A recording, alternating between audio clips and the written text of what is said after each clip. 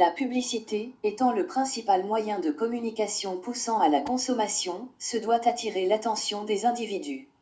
Elle encadre notre vie et même si nous n'en avons pas toujours conscience, elle dicte nos choix de consommation et aussi nos choix de comportement.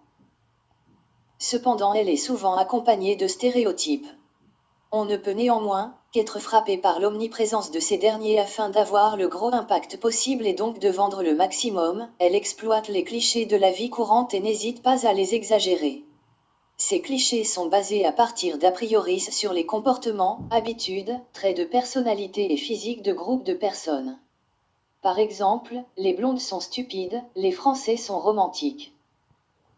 Bien que nous soyons tous concernés par ces stéréotypes, les femmes demeurent leurs principales victimes. En effet, il est devenu habituel de voir des femmes dans des rôles sexués. Depuis la création de la publicité, la femme a toujours été mise en avant, mais pas toujours dans le même rôle.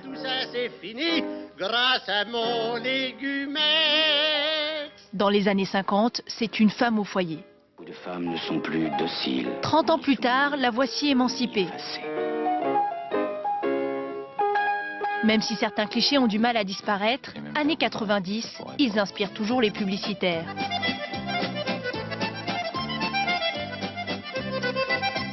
Speedex. Avec les années 2000, passage par le porno chic. Les marques de luxe se dévergondent et mettent en scène des créatures soumises et sexy. Et aujourd'hui, pour les publicitaires, la nouvelle image de la femme englobe tous ces clichés.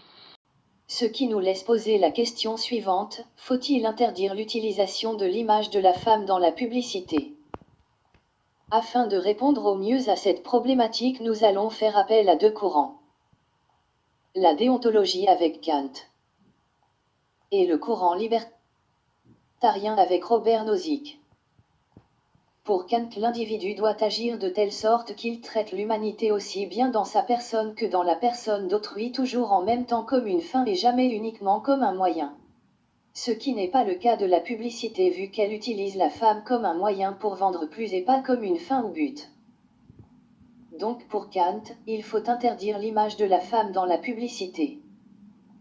Pour le courant libertarien qui se pose sur la liberté absolue des individus de faire ce qu'ils veulent de leur personne et de leur propriété, pour conséquence qu'ils ne limitent pas la liberté des autres.